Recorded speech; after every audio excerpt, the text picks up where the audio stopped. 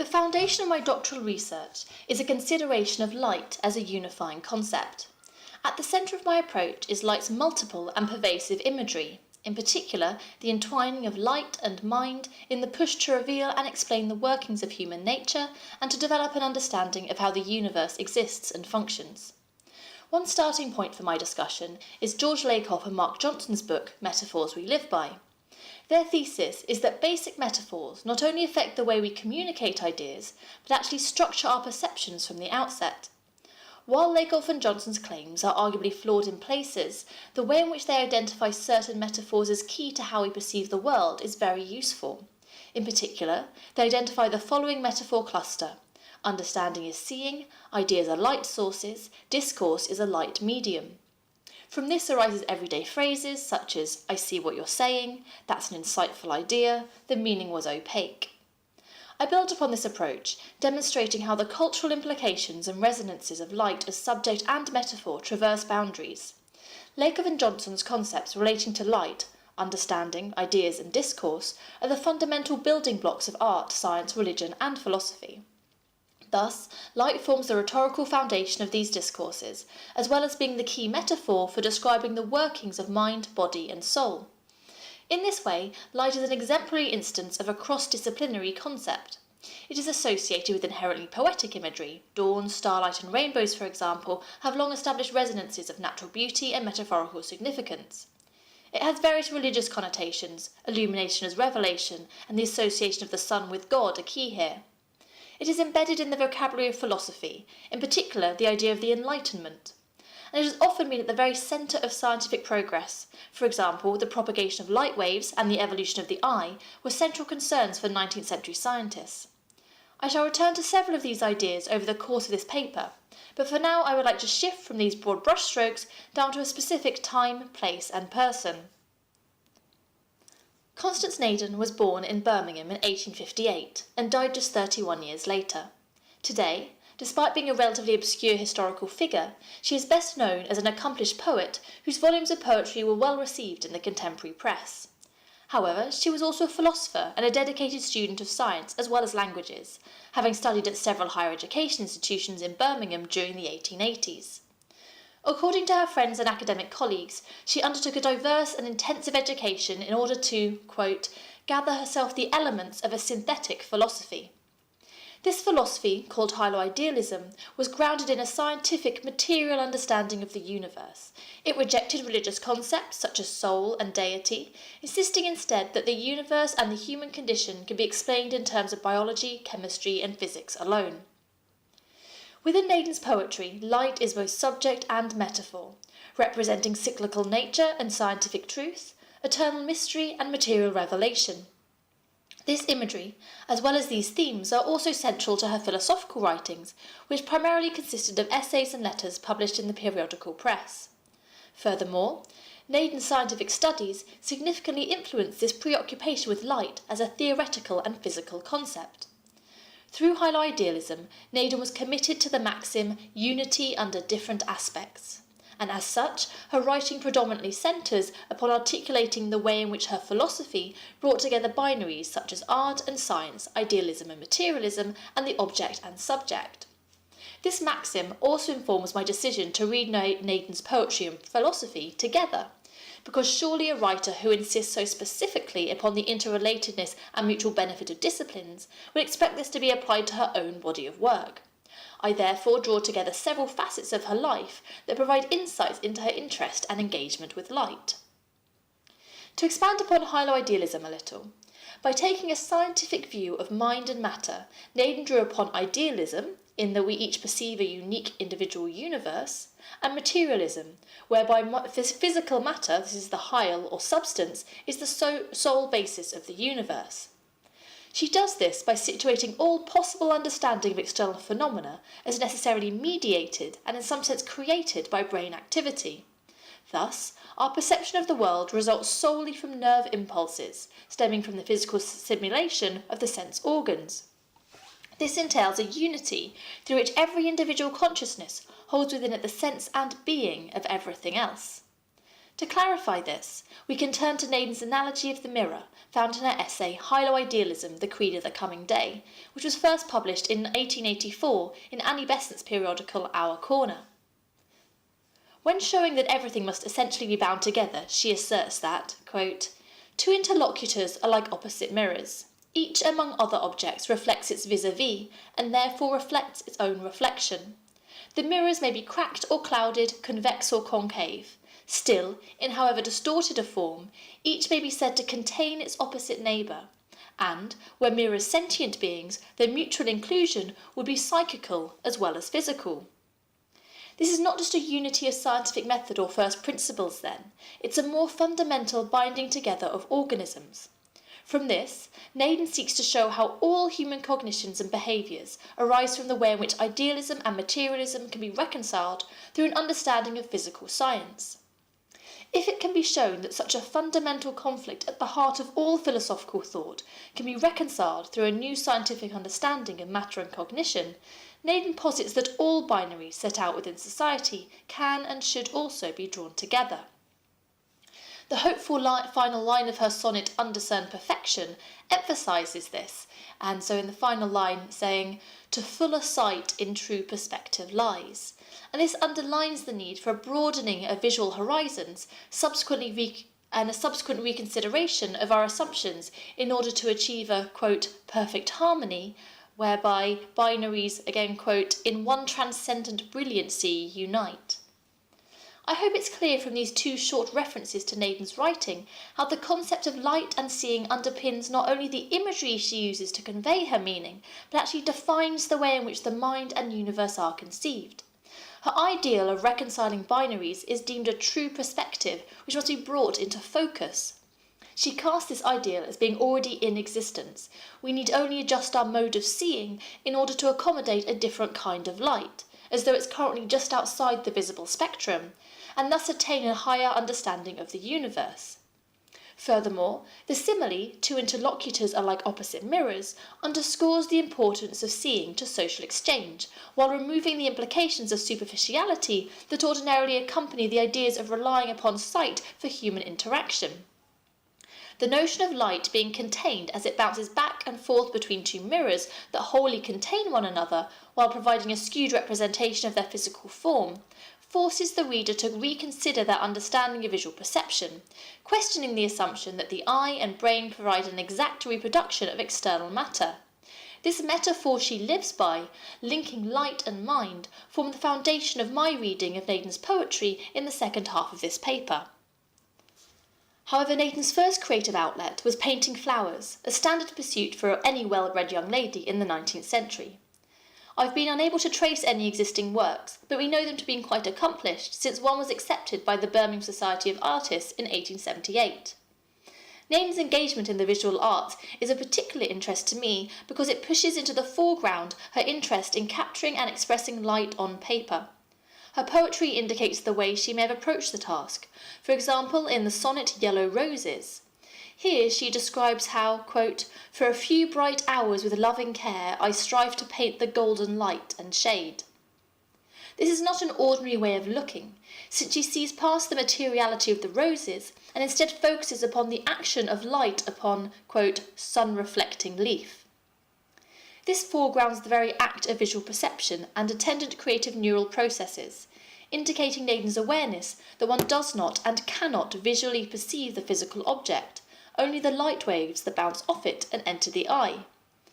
As Naden writes in her essay The Brain Theory of Mind and Matter, first printed in the Journal of Science in 1883, and I quote, far more truly than the painter creates the picture from elaborated materials already provided by nature, every one of us creates nature herself, in a tiny cerebral studio without pencil and without pigment.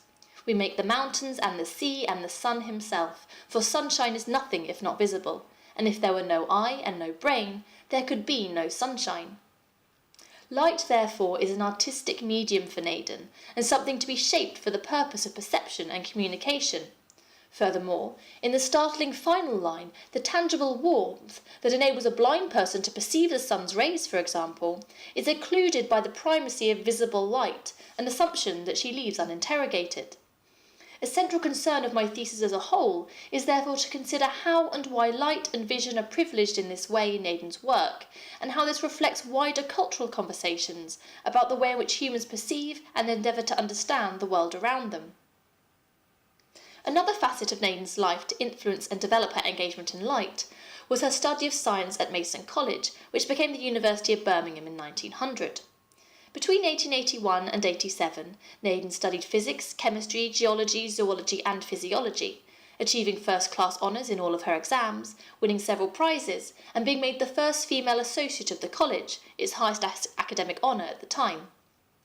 The wide-ranging nature of her studies meant that she would have encountered light from different scientific perspectives. The syllabus of Mason College tells us that Naden studied optics in physics, the organs of the senses in zoology, and, quote here, light, the formation of images in the eye, colour, optical instruments in systematic physiology. This education enabled Naden to develop an up-to-date understanding of how light travels and how visual perception operates. Naden is keen to demonstrate the scientific knowledge underpinning her philosophical arguments, with specific evidence relating to the propagation of light and function of the brain and nervous system. For example, in Hilo Idealism, the Creed of the Coming Day, she explains that everyone makes his own rainbow, for the sensations of light and colour are products of the thought cells, and she goes on to state how, quote, it is built of countless rain diamonds, and the waves of reflected and refracted light issuing from each are sorted according to their lengths. But your eye receives only one set of light waves at a time from one drop, while a friend half a head taller will receive the same source from quite a different set of waves, corresponding to a different colour. Such learning is less clearly articulated in her poetry, however shining through her choice of imagery is often a clear understanding of light in a scientific context. For example, in the comic poem Scientific Wooing, the hopeful suitor rewrites the well-worn romantic use of sun and stars to describe the object of one's affections. Naden's hapless hero exclaims, quote, so chill she seems, and yet she might welcome with radiant heat and light my courtship, if I once began it. For is it not e'en the palest star that gleams so coldly from afar, a sun to some revolving planet?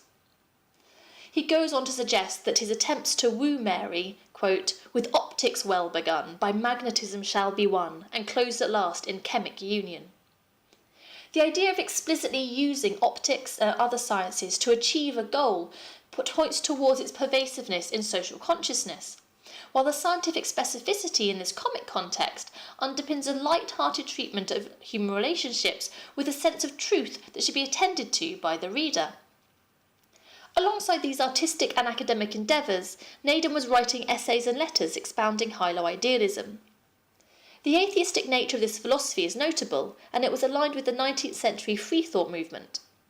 Naden is very specific on this point in her essays, stating, quote, I have spoken of the God within the hemispheres almost as though he were a separable being, but in truth this was mere poetic licence, and the cerebrum is its own God. This entails a clear break from the dissenting religious household in which Naden grew up. Her grandfather was a Baptist minister, and she attended a Unitarian school until the age of 17. The subsequent shift towards a secular system of beliefs therefore marks a watershed moment for her. Hilo idealism developed in communications with Robert Lewins, a retired army surgeon who met Naden on holiday in 1876. He encouraged her to interrogate her religious beliefs by exalting mind and matter, discussing science, faith and philosophy with her in a series of letters. Lewins' side of this correspondence was later published with a preface from Naden in a volume entitled Humanism versus Theism, and from this we are given some insight into the rhetoric and imagery employed by Lewins. He uses light as simile, illustration and organising principle, and the light is appearing frequently, perhaps sowing the seeds for Naden's future writing. As Naden received letters from Lewins boldly stating, quote, every thinker is co-equal with God, the light of religious revelation was being pitted against that of philosophical enlightenment. The tensions arising from this are particularly clear in Naden's first volume of poetry, Songs and Sonnets of Springtime, published in 1881, which was written concurrently with her epistolary conversion to agnosticism and later development of Hilo idealist principles. A reflection of this transition can be found in her poems, which include a spectrum of belief systems and attendant light-based imagery. At one extreme there is the phrase rays of glory in Songs Before Daybreak, the light of the world gesturing towards Christ as both Son and Son of God. In this poem, several words take on double meanings that highlight alternative conceptions of mind and matter. For example, eyes and heart divine implies both divination and divinity, and heavens can denote both the physical sky and its religious counterpart. In several poems, Naden casts light in the role of ultimate revelation, but chooses to disassociate this from Christian contexts.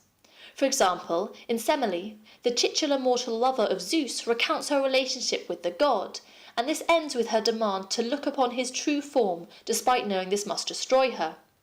The poem thus climaxes with the exclamatory lines, "Let me behold thee, Zeus, dispel the haze that shields too tenderly my mortal sight. If life be darkness, let it cease in light."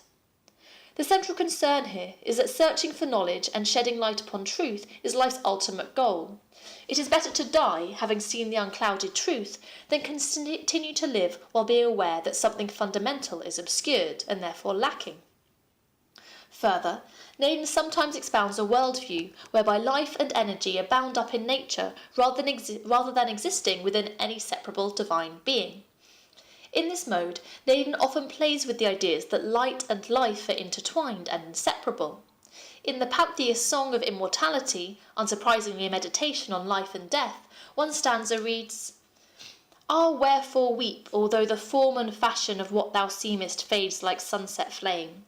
The uncreated source of toil and passion through everlasting change abides the same." By likening human life to the rising and setting of the sun, Naden emphasises the importance of cyclical movement in imagery relating to natural light and its status as something to be something uncreated, which is speaking to the thermodynamic understanding of light energy as something that can neither be created nor destroyed, only transferred. And this brings me to the aspect of light that Naden most persistently returns to, its liminal stages.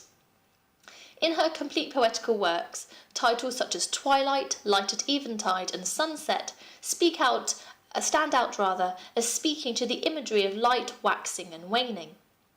At these times of day, when the sky dims and brightens, our awareness of light's function in our understanding of the universe is brought to the fore. As such, in Naden's long narrative poem A Modern Apostle, when scientific and sceptical heroine Ella is convinced of the merits of pantheistic socialism, which is the ideal espoused by the hero Alan, the attendant imagery moves from midnight to dawn to brightening noon, at which point, quote, "life and fate were naught but one glad radiance." This is not a case of pathetic fallacy, but an extended metaphor for the revelatory effects of newfound faith. The unifying nature of light means that they both engage with this sensibility. Ella is, quote, "the flood of sunshine" that gives Alan his resolution for his mission, while his love and religious enthusiasm, quote, "filled her loneliness with light." However, Naden also places emphasis on light's constancy, as in the Wife's Song, and this poem describes the comfort of knowing that a woman's husband, quote, "in distant skies beholds the self-same sun." This sense of global oneness is thus specifically connected to light's persistent action upon the earth, our dual perception of it being both from a scientific and a philosophical perspective. My approach today of dipping into several poems has arisen out of my urge to consider each of Naden's volumes of poetry as a unified text. This reflects her view of, quote, "unity under different aspects," and it's particularly important because the splitting off of a single poem can lead to one perspective being overemphasised. As I've indicated, Naden's engagement with light is inherently multifaceted, and as such, it can be a struggle to capture such diversity in a single poem. An individual poem can seem to make a bold statement, but it is often undermined later in the collection. For example, the sonnet The Mystery of Light hinges upon the idea that, quote, "light glorious and eternal that reveals all earthly things itself is secret still." However, just 10 pages later, Naden provides some scientific answers that demystify light. Thus, in Starlight 2, another sonnet, she states that, quite plainly, "From waves of light stars' lustrous founts we know," and goes on to describe how the speed at which light travels means that what we see in the night sky started, quote, "long decades ago." Such counterpoints emphasise the several and distinct ways that Naden approaches the concerns of life through light, and pushes the reader to conclude that we can only attain a true perspective by appreciating the unified, multifaceted whole. Naden's interest and engagement with light did not appear fully formed, and her awareness of its and use of its multiple implications can be traced over the course of her writing life. I shall finish by speaking briefly about a poem which overtly addresses this, called Moonlight and Gas. This opens by stating that the poet in theory worships the moon. However, being plagued by deadlines, the act of writing a poem is quickly divested of romantic notions of divine inspiration or spark of genius. Naden provides a light-hearted satirical perspective upon the work of the poet. The assertion that, quote, heaven's glory must yield to the lustre of earth underpins the tension between natural and man-made light. While in the second stanza, the sighing poet describes, quote, choosing instead a more practical light, let down my Venetians and shut out the moon. The mutuality of the two lights is cemented in the final stanza as Diana, quote, peeps through the clouds, and she provides the poet with the inspiration to finish his labours. Although the poet here is characterised as male, Moonlight and Gas is nonetheless a self-reflective meditation on how light can be employed in a critical and creative thinking. It's used both practically and theoretically to multiply the perspectives from which an idea can be considered. To conclude, I'm not making the case of a strict continuum of Naden's connection of light with mind. For example, I'm not charting the development from a spiritual to a scientific register, absolutely. Instead, Naden uses the imagery of light in her writing to explore diverse concepts simultaneously and emphasise their interrelatedness. The final poem in Songs and Sonnets of Springtime is Starlight 2. She therefore ends her first volume of poetry on the climactic couplet, quote, and see wherever sun or spark is lit, one law, one life, one substance infinite. Thus, Naden points towards the goal of ideal unity as being inherently bound up with light, characteristically employing it here as both subject and metaphor, using the imagery of light to explore diverse concepts simultaneously and emphasise their interrelatedness, as she does throughout her published writing. Thank you. If you'd like to follow up Naden's poetry or philosophy further, the full text of both her complete poetical works and 2 volumes of philosophy entitled Induction and Deduction and Further Relics of Constance Naden are all available via archive.org.